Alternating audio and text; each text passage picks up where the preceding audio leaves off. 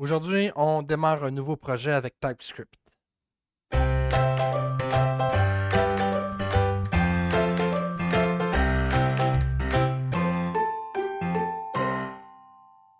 Dans l'introduction, je vais montrer vraiment sommairement qu'est-ce qu'était TypeScript et en quoi il pouvait être utile. Je ne vais pas montrer comment installer TypeScript et comment l'utiliser dans votre éditeur de code. Aujourd'hui, c'est ça qu'on fait. Et aussi, on va structurer un peu le projet et définir les options euh, de compilation pour que ce soit pour utiliser une meilleure structure. Encore une fois, j'utilise l'éditeur excusez, l'éditeur Visual Studio Code. Je vous suggère aussi d'utiliser cet éditeur-là. Si vous en utilisez un autre, les étapes que je vais vous montrer vont être sensiblement pareilles, mais ça va être un peu différent. Alors, puis l'éditeur, hein, comme, euh, comme je le dis toujours, c'est une question de goût, c'est une question de préférence. Alors, utilisez l'éditeur avec lequel vous vous sentez bien. Je viens de partir mon Visual Studio Code et là, j'ai aucun projet d'ouvert. Ce que je vais faire, c'est que je vais faire ici Open Folder. Dans Visual Studio Code, les projets, c'est plus des répertoires là, qui vont être sur votre disque. Il n'y a pas de notion de projet dans Visual Studio Code. Alors, je vais aller dans mon répertoire Dev, dans Bandana Code. Et ici, je vais me créer un nouveau dossier que je vais appeler TypeScript Intro. Créer. Je vais faire ouvrir ici. Donc, Visual Studio Code s'ouvre avec rien, hein, puisque dans mon répertoire, j'ai rien. Avant de pouvoir démarrer, il y a une petite étape qu'il faut faire. Je vous invite à ouvrir votre terminal. Et pour ouvrir votre terminal, dans haut, il y a le menu terminal et New Terminal en bas. Et ici, on va taper des commandes pour initialiser notre projet. Avec JavaScript et aussi avec TypeScript, on va être appelé à utiliser un outil qui s'appelle NPM. NPM, ça nous aide à incorporer des librairies externes dans notre projet et TypeScript en est une librairie externe. C'est un package qu'on va installer dans notre projet. Et pour pouvoir installer NPM, il faut faire une commande d'initialisation avant. Et la commande, c'est npm init. On fait Enter. Là, va nous poser une série de questions. Habituellement, je laisse les valeurs par défaut là, mais vous pouvez les changer si ça vous tente. Il vous demande c'est quoi le nom de votre package à vous. TypeScript intro, il va prendre le nom du répertoire dans lequel vous êtes. C'est quoi la version? Vous pouvez laisser ça à 1.0. La description, vous pouvez marquer une description si ça vous tente. L'entry point, c'est quoi le premier fichier de votre projet maître. On va le laisser là encore à index.js. C'est quoi la commande pour lancer les tests? On ne pas, on peut faire Enter. C'est quoi le repository Git? Si vous ne savez pas c'est quoi Git, Git c'est un système de contrôle de source. Donc pour vos projets, vous pouvez envoyer ça. Vous pouvez gérer vos sources avec Git. Git, ça va vous permettre de pouvoir partager votre projet, que plusieurs personnes puissent travailler dessus et euh, faire les, euh, faire les changements de chacun et les intégrer dans le projet principal pour pas qu'il y ait de conflits. Il y en a des fois des conflits, mais Git est là pour ça. C'est un logiciel de contrôle de source. On fait Enter, on passe ça, le keywords, on passe ça, l'auteur, vous pouvez rentrer votre nom, c'est quoi la licence, on passe ça, est-ce que tout ça est OK, on fait Yes. Donc habituellement, npm init, vous faites des Enter tout le temps. Et puis ce que npm init va faire, c'est qu'il va créer le fichier package.json. Ce fichier-là, c'est un fichier de base de configuration. Puis à chaque fois qu'on va ajouter des packages dans notre projet, ce fichier-là va venir se peaufiner un peu. Donc, pour installer TypeScript, c'est très simple. On fait npm install TypeScript. Là, si on fait juste ça, ça va installer TypeScript dans notre répertoire et ça ça ne va pas l'enregistrer comme dépendance à notre projet.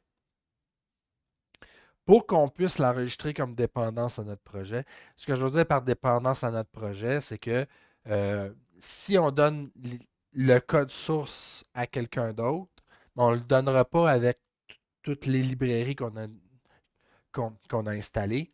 La personne, si elle fait NPM, juste NPM install, mais à ce moment-là, ça va installer toutes les dépendances. S'il n'y a pas de dépendance, le NPM install ne fera rien.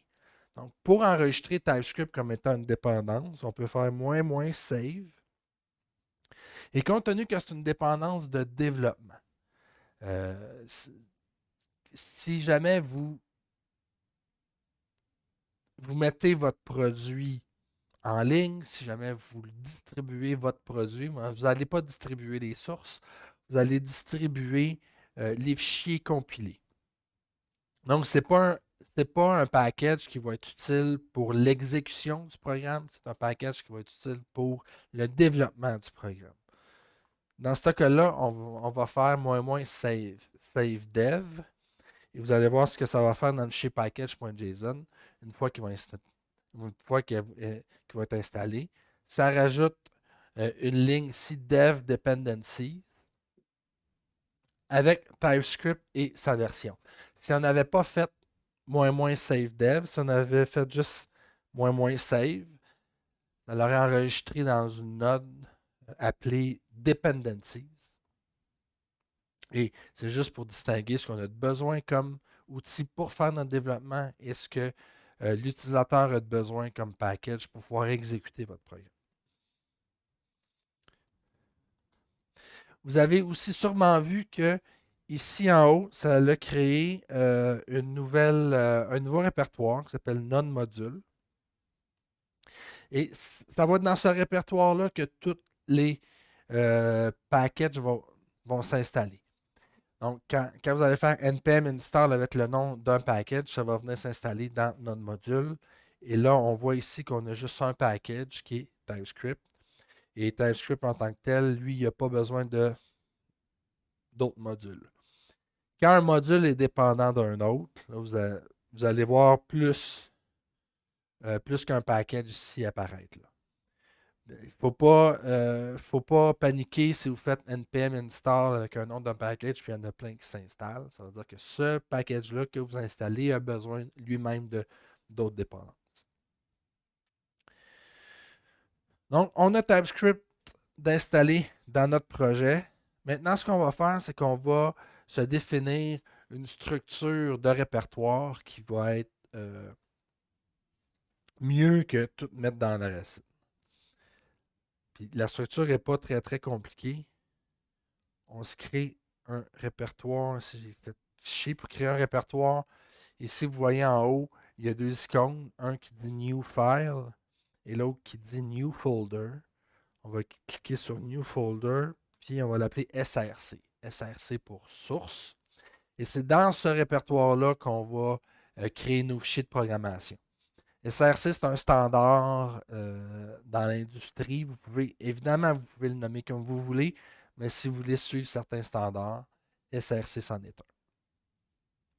Et dans SRC, on va créer notre premier fichier TypeScript qu'on va appeler app.ts. Et là, on a notre structure. Plus que votre projet va être élaboré, plus qu'il va contenir des fichiers, je conseille de séparer ça aussi dans d'autres répertoires. Il n'y a rien qui vous empêche dans SRC de créer un autre répertoire qu'on pourrait appeler par exemple modèle et dans modèle d'avoir des fichiers ou d'autres répertoires. Si vous pouvez structurer votre projet comme ça, mais ça va être plus clair et d'avoir un paquet de fichiers dans un même répertoire, des fois, ça l'enlève de la clarté. Donc, on a notre structure, là, maintenant, on fait quoi? Là, on voudrait tester notre projet pour dire, bon, mais là, j'ai mon programme. Mon programme, ce qu'il fait, il affiche un 1, 2, 3 dans la console. Je veux exécuter ça et je veux que TypeScript compile mon fichier et puis je veux l'exécuter. Première chose qu'on va créer, c'est un fichier de configuration pour TypeScript. Pour dire à TypeScript où aller chercher les fichiers, quoi faire avec et où aller mettre les fichiers qu'il va traduire. Les fichiers JavaScript, où aller les mettre. Pour créer ce fichier-là, moi, le truc que j'ai trouvé, c'est de demander à Visual Studio Code de le créer pour moi. Pour ce faire, il faut être dans un fichier TypeScript, donc le app.ts. Je vais faire sur mon clavier commande P. Sur Windows, je crois que c'est CTRL P. Plus grand, comme ça. Quand on fait commande P, c'est pour rechercher des fichiers. Alors, si je veux rechercher pour le fichier app.ts, il va me le donner. Mais si je veux exécuter une fonctionnalité de Visual Studio, je vais faire ici plus grand. Puis là, ici, on voit quelques, quelques fonctionnalités de Visual Studio Code qui apparaissent directement. Mais ce que je vais marquer comme, comme commande, c'est, je vais marquer config. Ici, vous voyez le deuxième qui apparaît, c'est TypeScript Go to Project Configuration. Je vais prendre cette option-là. Et puis là, compte tenu que je n'ai pas de fichier de configuration, il me le demande en bas à droite si je veux en créer un. Là, j'ai bien sûr.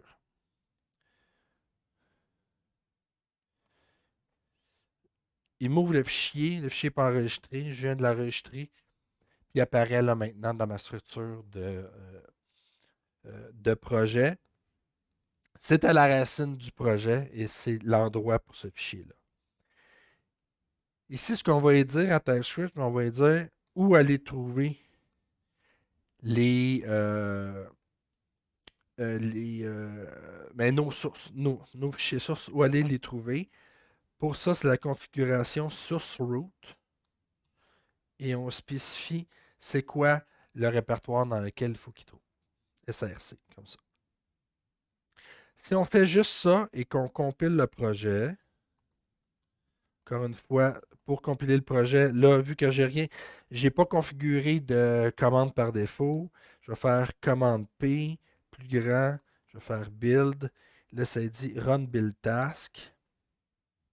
Là, compte tenu qu'il sait que je suis dans un projet TypeScript, il me demande est-ce que tu veux faire un build ou un watch. Je vais vous expliquer après c'est quoi la différence. Donc, si je vais faire un build, je lance ça. Et puis là, vous voyez que TypeScript m'a créé. Il a compilé le fichier app.js, sauf qu'il est allé mettre son fichier qu'il a compilé, il est allé le mettre dans le même répertoire.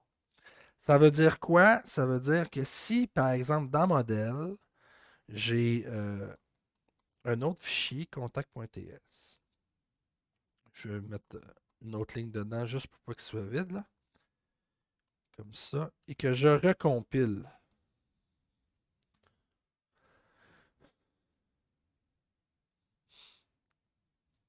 Les fichiers contact.ts, ces fichiers qui ont été compilés sont à la même place. C'est pas ça qu'on veut. On ne veut pas avoir à la même place nos fichiers sources plus nos fichiers compilés. Ça va être pêle-mêle. Compte tenu que les fichiers se ressemblent beaucoup. Ici, c'est vous regardez le fichier compilé. Ici, c'est le fichier qui n'est pas compilé. On peut se tromper. On peut changer le fichier compilé, enregistrer, on recompile. Ça l'écrase le fichier qu'on vient de changer. Donc, on ne veut pas ça. Ce que je vais faire, c'est je vais effacer ces deux fichiers-là. Delete. Comme ça ici. Delete. OK. On retourne à notre fichier tsconfig.json. Et là, ce qu'on va dire à notre compilateur, on va dire tes fichiers, je veux que tu le mettes dans le répertoire dist. Dist pour distribution, distribute. Choisissez votre terme. Mais encore une fois, dist, c'est un standard dans l'industrie. On a source, on a dist. Ce qui va faire que quand on va relancer notre commande de build,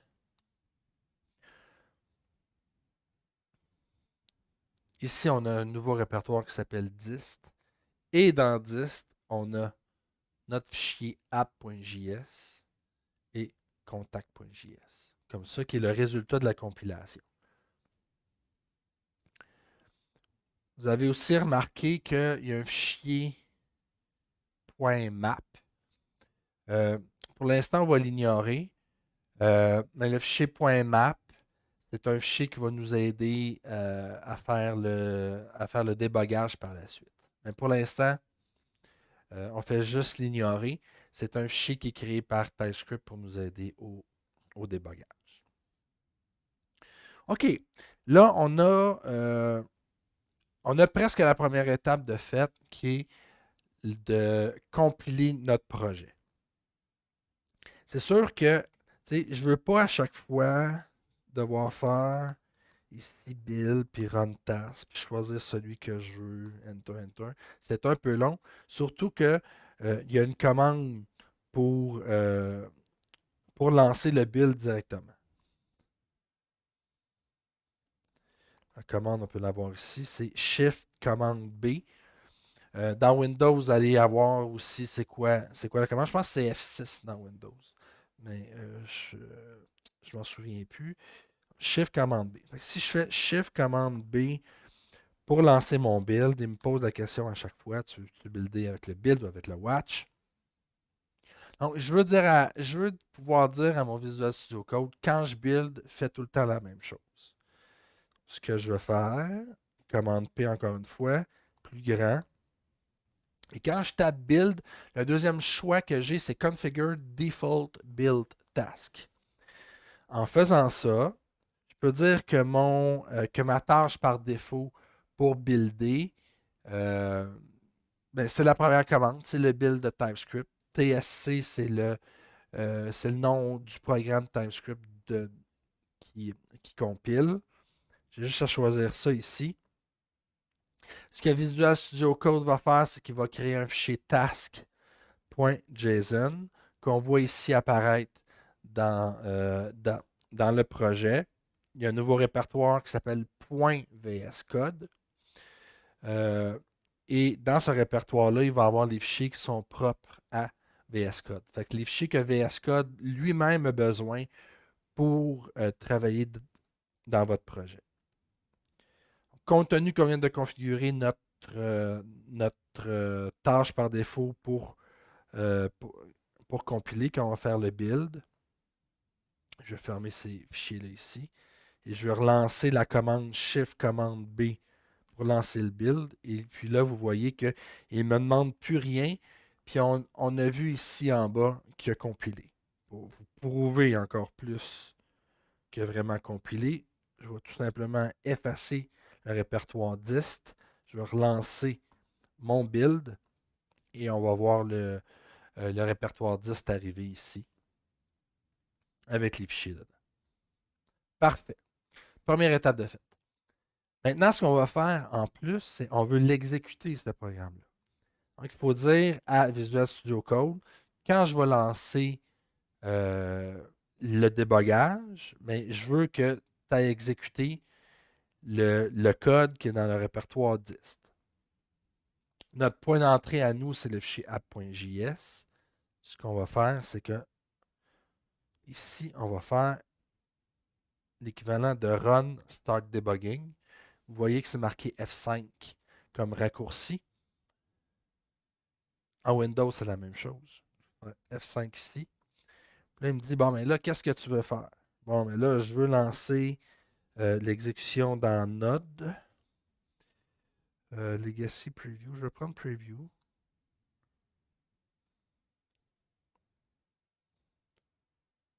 Comme ça.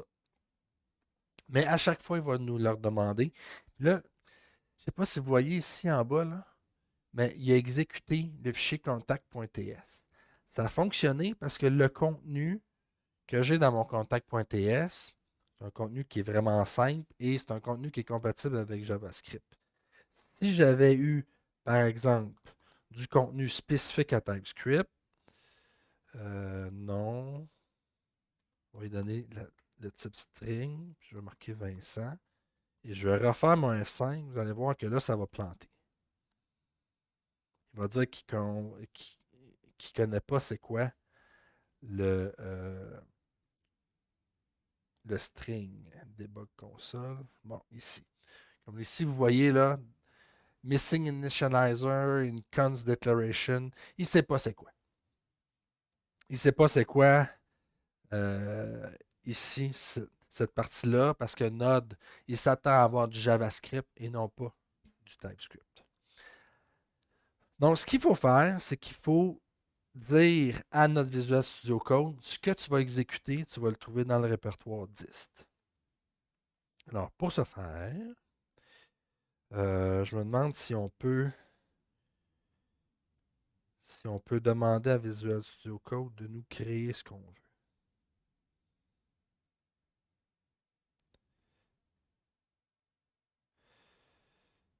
Je vais chercher ici rapidement.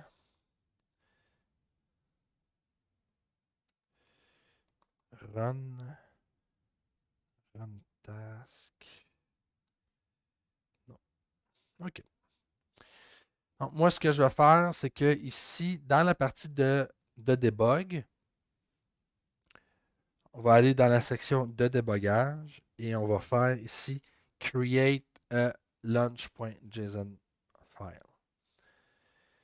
En faisant create launch.json file, il nous dit bon, mais qu'est-ce que tu veux faire comme première action. Je vais choisir encore une fois node.js.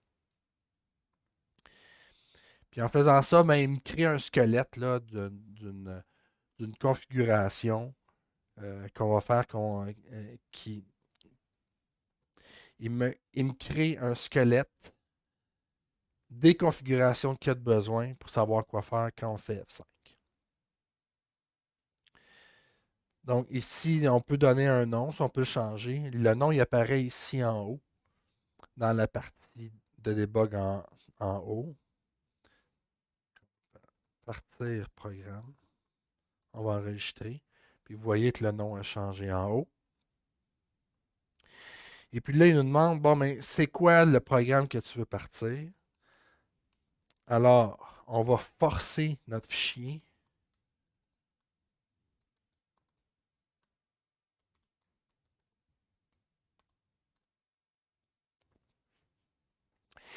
Workspace folder, c'est une variable que Visual Studio connaît, que lui connaît, puis qui va aller remplacer ça par notre répertoire courant de notre projet. Et puis, compte tenu que les fichiers qui sont compilés sont dans le répertoire dist, j'ai dit le fichier que tu vas prendre pour, euh, pour démarrer, il est dans dist, il s'appelle app.js. Alors, si je clique sur Play ici dans Partir programme, vous voyez qu'il a exécuté mon fichier en marquant 1, 2, 3 parce que dans mes sources, ici, je marque console 1, 2, 3. Donc, on a deux morceaux, on a le build, on a le run, mais il faut comme attacher les deux ensemble. Pourquoi? Parce que si je change mon 1, 2, 3 ici par Allo toi, par exemple, et que je fais F5, vous voyez, c'est encore un 2, 3 qui est marqué là. Parce que dans mon fichier app.js, c'est encore un 2, 3. Je n'ai pas rebuildé, je n'ai pas recompilé mon projet. J'ai juste réexécuté. Ce qu'on peut faire, c'est dans le launch.json, on peut dire, quand je te demande d'exécuter, avant de partir, lance le build. Comme ça, vous allez être sûr et certain que ce que vous exécutez, ben, c'est la dernière version de votre code. Pour ce faire, on peut faire pre-launch task. Puis dans pre-launch task, on peut dire ici, c'est quoi le type et c'est quoi la tâche.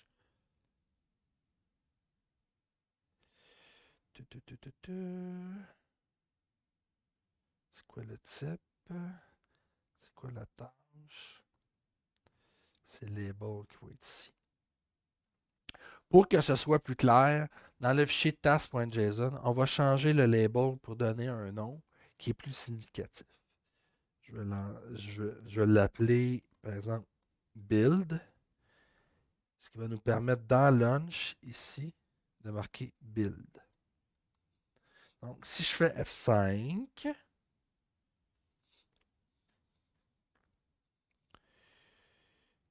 ici, il n'a pas trouvé le type task.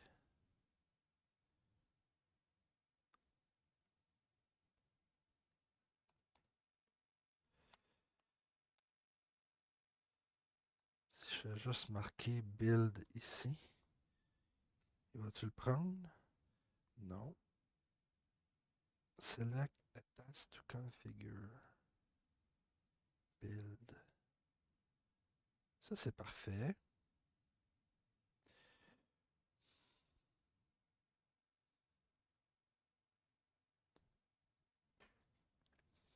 Okay, je vais juste faire une petite recherche pour savoir ce qu'il faut marquer.